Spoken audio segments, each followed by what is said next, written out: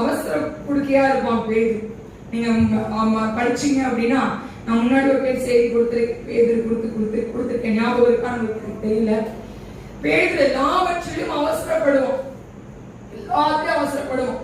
ஏசப்பா மறிச்சு போயிட்டாங்க, அவர் முன்னாடியே சொன்னாரு 3 நாள் கழித்து என்ன பண்ணுவேன், எந்திரிப்பேன்னு சொன்னார்.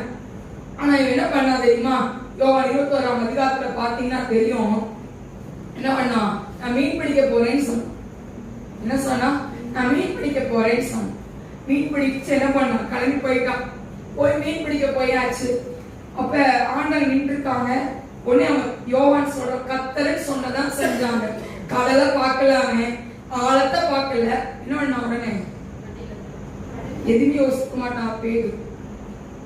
ஆனா பேதுரு கொண்டுதான் கர்த்தர் பெரிய காரியம் செய்தார். ஆமென் சொல்லுங்களேன், ஆமென் சொல்லுங்களேன். பேதுரு கொண்டுதான் செஞ்சார் ஆண்டவர். அவன் எதுவுமே யோசிக்கல, தண்ணி இருக்குன்னு யோசிக்கல, அதுல எவ்வளவு பெரிய ஆழங்கள் இருக்குன்னு அவன் யோசிக்கல. ஆனா ஏன் ஆண்டவர் பேதுரு பயன்படுத்துற வேலையில அவனை கர்த்தர் பயன்படுத்தினான். ஆமென் சொல்லுவோமா, ஆமென் சொல்லுவோமா. அவன் பிரசங்கம் பண்ணும்போது, முதலா பிரசங்கம் பண்ணும்போது 3000 பேர் ரட்சிக்கப்பட்டாங்க.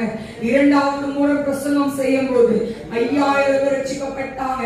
அவன் பிரசங்கம் பண்ண ஏராளமான ஜனங்கள் சேர்க்கப்பட்டார்கள்.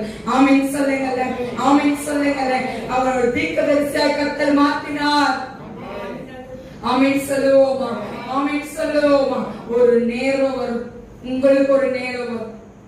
நீங்க சொல்லலாம், நான் எவ்வளவு ஜெபம் பண்றேன், எவ்வளவு உபவாசம் ஜெபம் பண்றேன், நீங்க சொல்லலாம். பதில் இருக்கு. ஆமென் சொல்லுங்க, ஆமென் சொல்லுங்க.